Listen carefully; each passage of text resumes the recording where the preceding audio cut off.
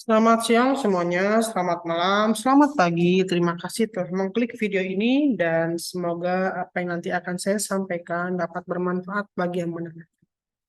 Baik, di pertemuan kali ini kita akan berbicara tentang Pancasila sebagai ideologi bangsa dan ideologi terbuka. Ya, ini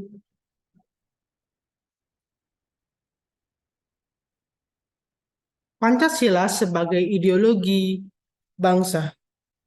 Ya, ideologi merupakan seperangkat sistem yang diyakini setiap warga negara dalam kehidupan bermasyarakat, berbangsa, dan bernegara. Ya, setiap sistem keyakinan itu terbentuk melalui suatu proses yang panjang.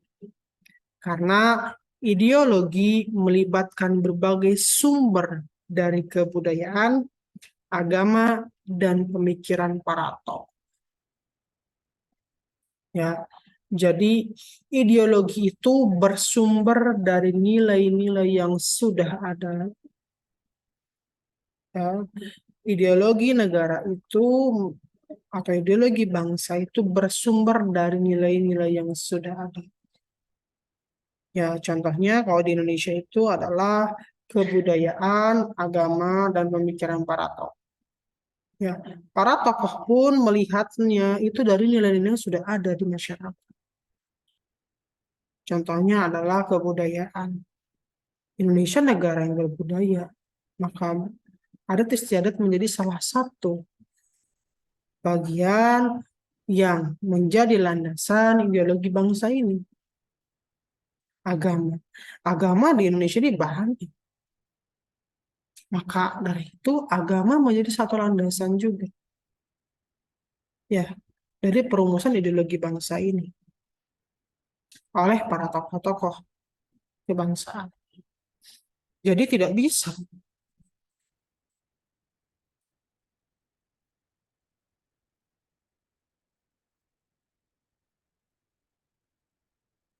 Jadi tidak bisa kita berpandangan bahwa ideologi dulu baru nilai, nggak bisa. Justru nilai dulu baru ideologi.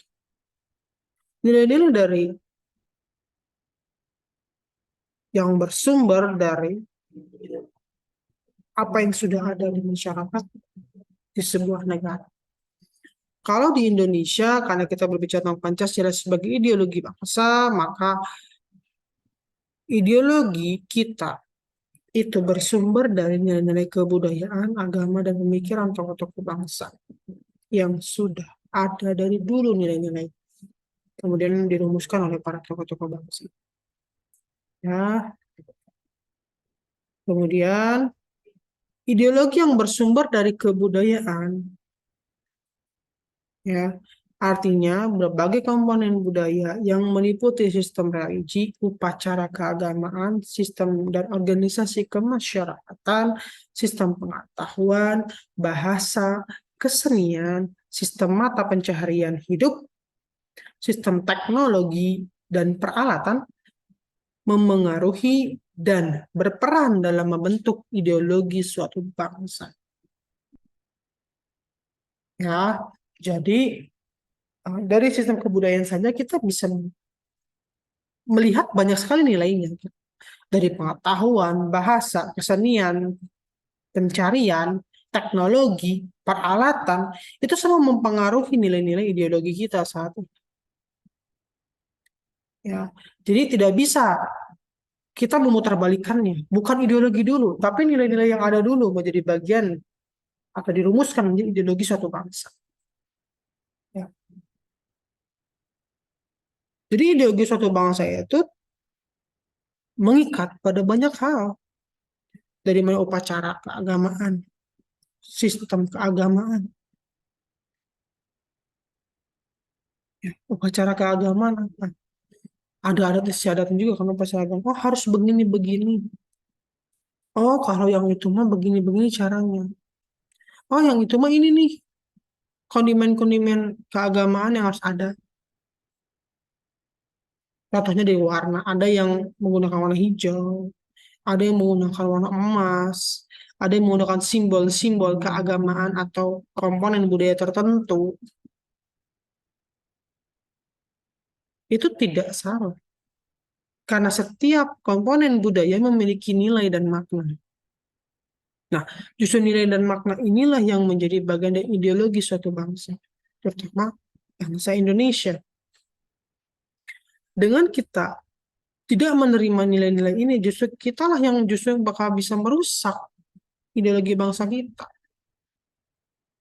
Makanya generasi-generasi sekarang itu harus mulai berpikir kalau mereka ingin maju sebagai warga negara, mereka harus pahami dulu ideologi negara kita berasal dari nilai apa aja itu. Pahami dulu, maknai dulu yang sama dengan para pendiri bangsa, baru kita bisa mengadopsinya untuk kepentingan setiap zaman. Ya, contohnya upacara keagamaan, upacara adat, sistem organisasi kemasyarakatan. Ya, kan setiap budaya punya sistem sendiri. Ada ada organisasi kemasyarakatan yang dia dipimpin oleh ketua adat dengan sistemnya sendiri. Ada juga organisasi kemasyarakatan dipimpin oleh ketua organisasi yang bisa diganti-ganti sesuai dengan aturannya masing-masing. Nah, itu diadopsi menjadi bagian yang membentuk ideologi bangsa kita.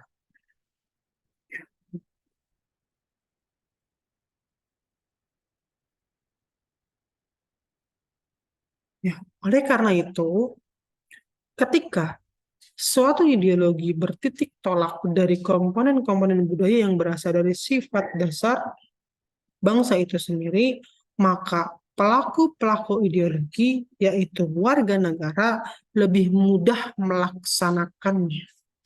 Itu tujuannya. Kenapa?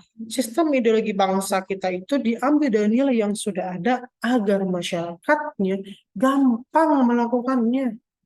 Karena nilai ini sudah ada, sudah ditekuni oleh rakyatnya, berasal dari nilai kerakyatan. Dari mulai bahasa, mereka sudah memahami bahasa dari masing-masingnya gampang. Ketika itu ditarik ke atas sebagai bagian dari ideologi suatu bangsa, bangsa Indonesia, mudah melakukannya. Karena itu bukan sesuatu hal yang baru. Nilainya sudah ada, sudah diterapkan di masyarakat, dan itu bagian dari kehidupan masyarakat. Makanya akan mudah melakukannya. Nah, itulah tujuan utamanya.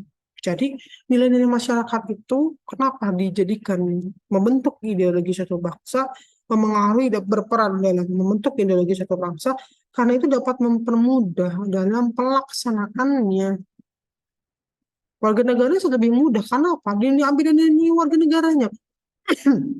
Ya, sistem religinya sudah ada, sistem keagamaannya sudah ada, sistem-sistem organisasi kemasyarakatan sudah ada. Hanya tinggal dipetakan dan disesuaikan sesuai dengan kepentingan zaman. Ya, demi kepentingan banyak pihak, tapi tidak untuk menghapuskan. Jadi, orang warga negara yang berpikir untuk menghapuskan nilai yang sudah ada, berarti dia tidak memahami ideologi suatu bangsa, bangsa kita. Karena bangsa kita itu bangsa yang bersumber dari kebudayaan. Dengan kita berpikir untuk menghapuskan kebudayaan, artinya kita sudah keluar dari konteks ideologi yang ada di negara kita. Bagaimana kita akan menjalankan ideologi kita, keseharian kita, sedangkan kita sudah tahu bahwa kebudayaan merupakan salah satu komponen utama dalam membentuk ideologi bangsa kita. Kita nggak bisa menggunakan kebudayaan negara lain dalam membentuk ideologi negara kita. Itu udah berbeda. Kan tadi saya sudah, karena ingat ya, bahwa setiap negara memiliki nilai dan norma yang berbeda-beda dalam membentuk ideologinya masing-masing. Begitupun di Indonesia. Kita tidak bisa mengakui ideologi negara lain, apalagi nilai-nilainya. Nggak bisa, karena kita tidak bisa menjalankan itu di negara kita. Yang harus kita akui adalah sumber kebudayaan dari komponen budaya kita sendiri. Agar kita sebagai warga negara Indonesia dapat menjalankan ideologi bangsa kita dengan baik. Agar kita tidak bertabrakan dengan tujuan dari Pancasila kita. Ya. Jadi makanya kenapa ada orang yang bisa berpikir bahwa ideologi negara kita itu sulit untuk dilaksanakan karena mungkin dia tidak memahami konteks budaya yang ada. Mungkin dia tidak memahami nilai-nilai budaya yang ada. Pada nilai itu sudah ada lah, ya. Nilai-nilai itu sudah ada, norma-norma itu sudah ada, komponen-komponen budaya itu sudah ada, dan itu menjadi bagian dari ideologi negara kita. Apa yang sulit menjalankannya? Bahasa daerah kita sudah setiap hari berbicara bahasa daerah. Orang Sunda sudah bicara biasa dengan bahasa Sundanya. Orang Batak sudah mulai biasa menggunakan bahasa Batak. Sistem organisasi kemasyarakatan. Aturannya sudah jelas, sudah ada bagaimana ketua adat harus bertindak, seperti apa kita sebagai rakyat adat, dan lain sebagainya. Sistem pengetahuan juga sudah jelas apa yang harus diberikan. Step-step apa yang harus diberikan. Nggak bisa setiap eh, tanpa adanya nilai kebudayaan kita akan sulit dalam proses pengetahuan. Contohnya apa? Contohnya begini. Kita tidak bisa mengajarkan seorang bayi dalam menjalankan sebuah pemerintahan. Ada step-stepnya kan? Dia belajar dulu pengetahuan umum, masukkan dulu sekolah dasar. Di budaya kita kemudian ada istiadat. Seorang bayi akan diajarkan dulu hal-hal yang sederhana dulu. Contohnya memaknai hal yang keramat. Untuk apa? Untuk menghargai dulu nilai-nilai yang ada dulu. Baru nanti diberikan. Oh, ini maknanya ini. Komponen budaya ini maknanya ini. Keris maknanya ini. Ini saja. Simbol-simbolnya, setiap simbol punya makna, maknanya ini. Tapi sebelum kita mempelajari hal itu atau dikasih pengetahuan tentang itu, akan diberikan pengetahuan yang lebih sederhana dulu ketika kita masih kecil. Bahwa keris itu keramat. Dari situ akan muncul ketertarikan kita. Kenapa sih disebut keramat? Nilai apa sih yang ada di situ?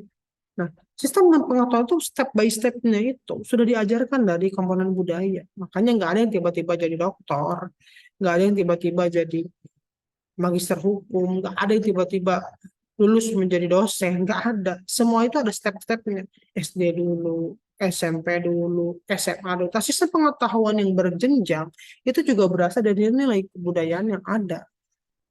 Karena di dalam sistem kebudayaan pun berjenjang diberikan.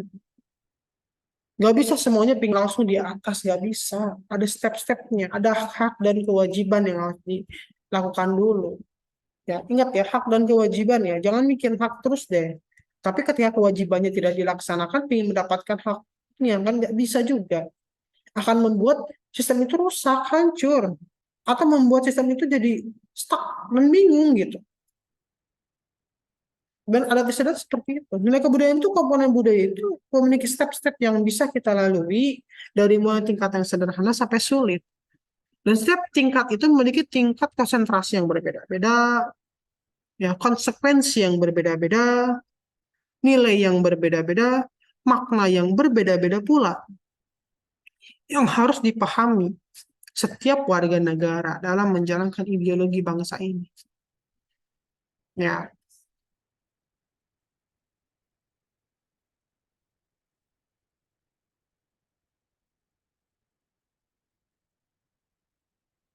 karena berasal dari nilai-nilai yang sudah ada, maka para pelaku ideologi di sini, yaitu warga negara, harusnya sudah akrab dan tidak asing lagi dengan nilai-nilai yang terdapat dalam ideologi bangsa kita yang diperkenalkan dan diajukan kepada warga negara.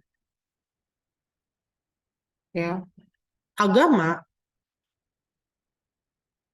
merupakan salah satu komponennya.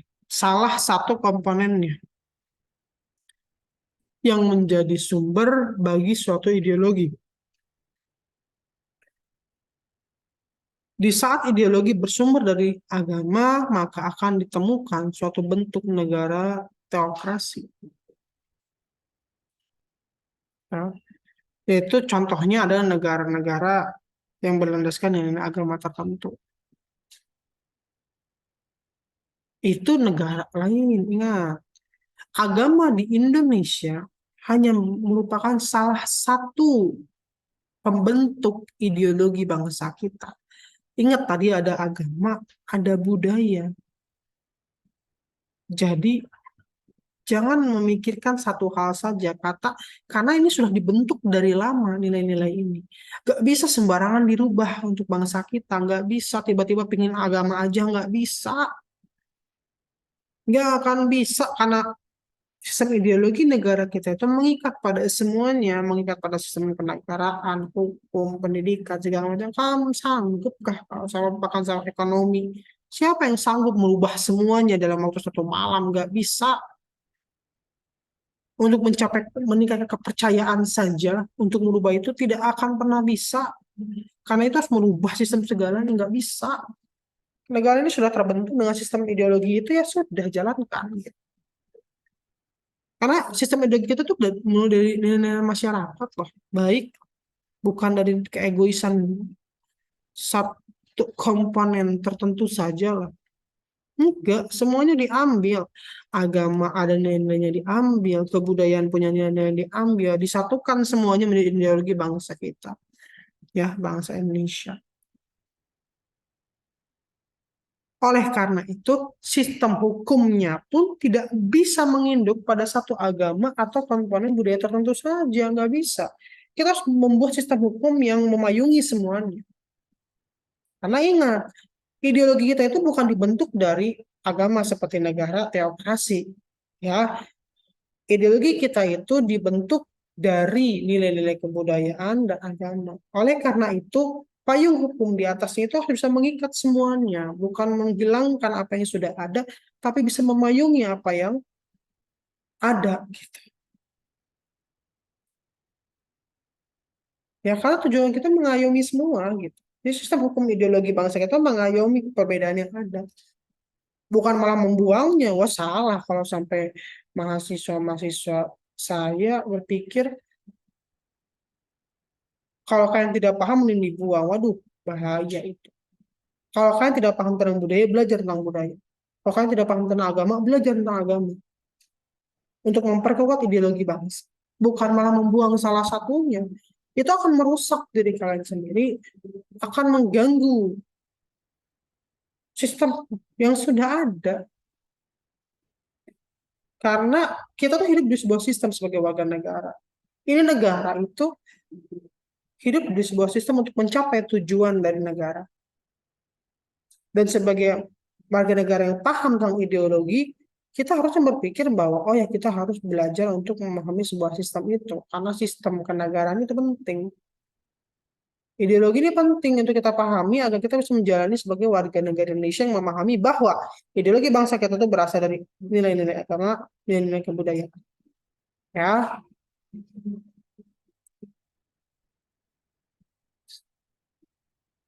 oke,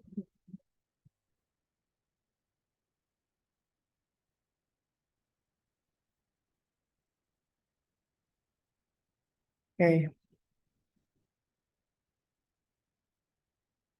Sebagai warga negara, kita perlu memahami kedudukan Pancasila sebagai ideologi negara karena ideologi Pancasila saat ini dan setiap zaman sepertinya akan menghadapi tantangan yang berbeda-beda. Ya, Pancasila sebagai ideologi selain menghadapi tantangan dari ideologi besar dunia, juga menghadapi tantangan dari sikap dan perilaku kehidupan yang menyimpang dari norma-norma dan nilai-nilai masyarakat umum yang ada.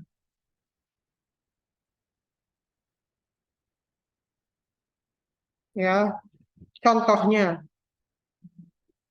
dulu di Bandung ini anak muda manapun akan berkata, punten abdi bade ngiring lewat. Sekarang enggak, jarang kayak gitu. Itu nilai-nilai sudah ada kan, norma-norma itu sudah ada. Norma-norma etika sopan santun itu berasal dari kebudayaan. Tapi menyimpang akhirnya gitu.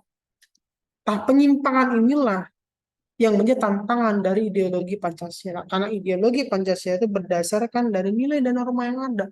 Ketika warga negaranya sudah melupakan nilai-nilai yang ada di masyarakat, yaitu nilai kebudayaan dan agama, merupakan nilai-nilai penting.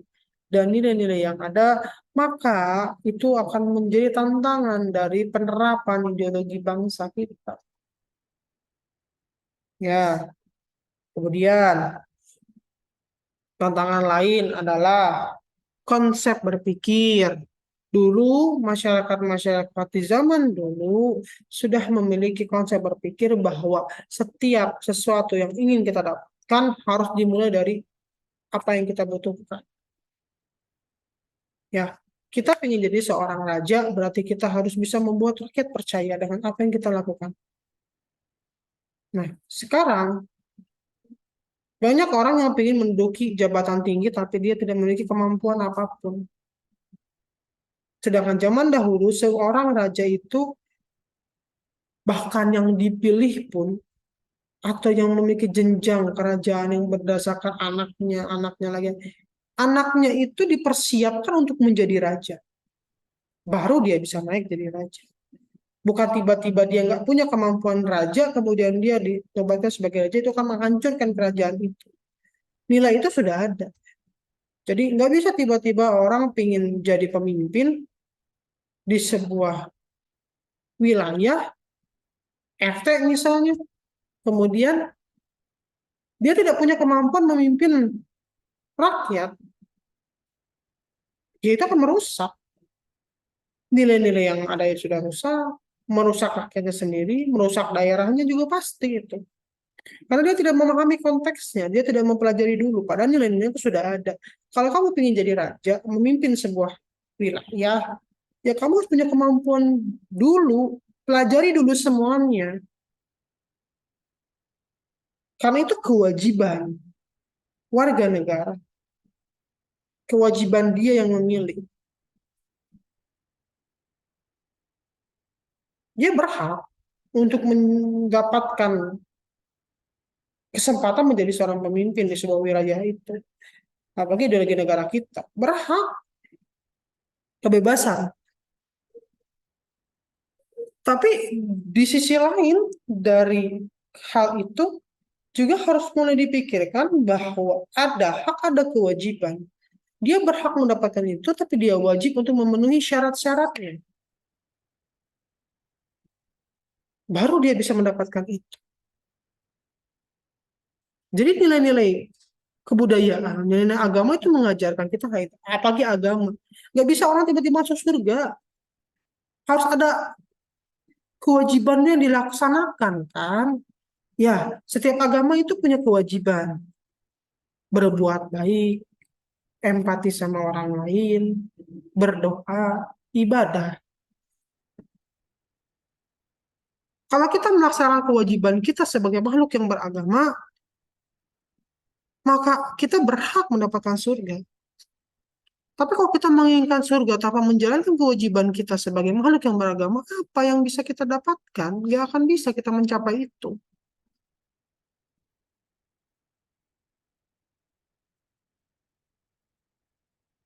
Oleh karena itu, memahami nilai-nilai yang ada dari ideologi Pancasila itu merupakan kewajiban bagi warga negara agar dia mendapatkan haknya sebagai warga negara. Ya, tantangan lainnya adalah terorisme dan narkoba. Tentu ini tantangan yang sangat luar biasa. Kenapa? Terorisme merupakan sebuah konsep untuk merubah ideologi. Pasti ideologi orang yang terdeteksi terorisme itu sudah berubah. Didoktrin dengan ideologi dan nilai-nilai yang lain. Padahal nilai-nilai kita itu bukan hanya nilai agama ya, dan nilai kebudayaan juga yang harus seimbang. Bahkan agama pun tidak ada yang menyuruh kita untuk bertindak seenaknya. Tidak ada satupun agama di Indonesia itu yang mengajarkan kita untuk bertindak seenaknya, menyakiti orang lain, apalagi membunuh orang lain. Nggak ada kayaknya.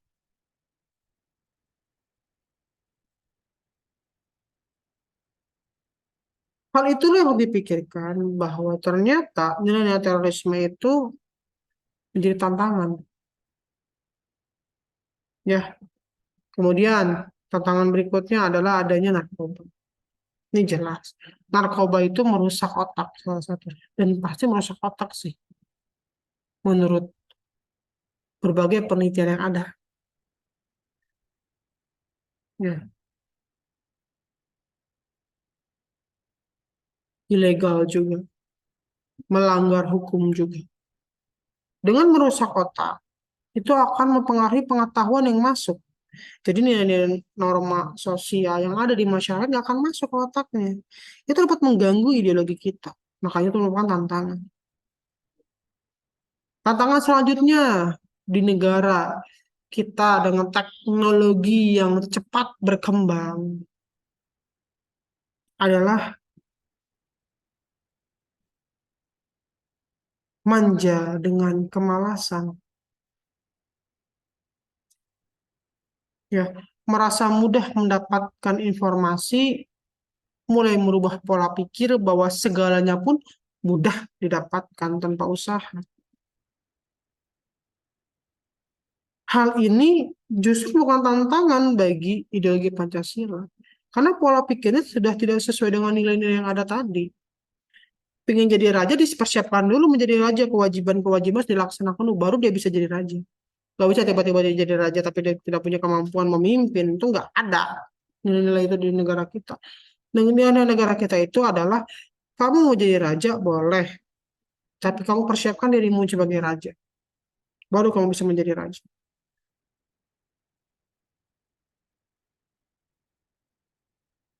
Jadi sebenarnya ideologi kita itu tentunya nilai norma negara kita itu memahami proses, menghargai proses, menghargai kewajiban warga negara, baru dia mendapatkan haknya sebagai warga negara. Ya, apalagi sekarang tuh gadget tuh lebih berbahaya daripada, menurut penelitian ya, lebih berbahaya daripada kecanduan. Karena kalau sudah gadget sampai kecanduan, bukan lagi merusak otak, merusak segala sistem yang ada di tubuh kita. Ya, jadi berhati-hatilah dengan gadget. Ingat, kita lah sebagai manusia yang harus mengendalikan teknologi, bukan kita yang dikendalikan oleh teknologi itu. Ya, kemudian,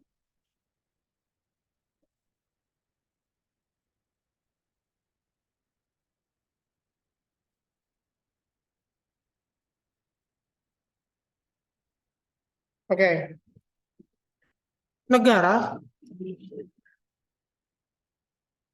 sangat memahami bahwa ideologi Pancasila itu penting.